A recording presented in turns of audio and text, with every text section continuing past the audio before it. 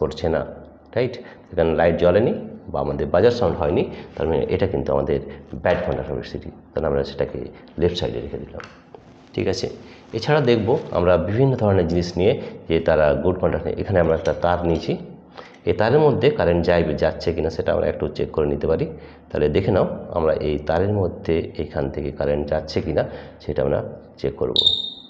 দেখো এটা লাইট জ্বলছে, তার মানে এটা কিন্তু গুড কন্ডাক্টর অফ ইলেকট্রিসিটি। এইভাবে আমরা যে কোনো জিনিস কিন্তু খুব সহজেই বের করে নিতে পারি যে কোনগুলো গুড কন্ডাক্টর অফ ইলেকট্রিসিটি, কোনটি ব্যাড কন্ডাক্টর অফ ইলেকট্রিসিটি। ঠিক আছে।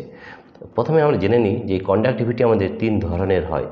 একটাকে বলা হয় গুড কন্ডাক্টরস অফ ইলেকট্রিসিটি, একটাকে বলা হয় ব্যাড কন্ডাক্টরস অফ ইলেকট্রিসিটি, আর একটা হয় আমাদের সুপার কন্ডাক্টরস হয়। ঠিক আছে, সেটা আমরা পরে আলোচনা করব।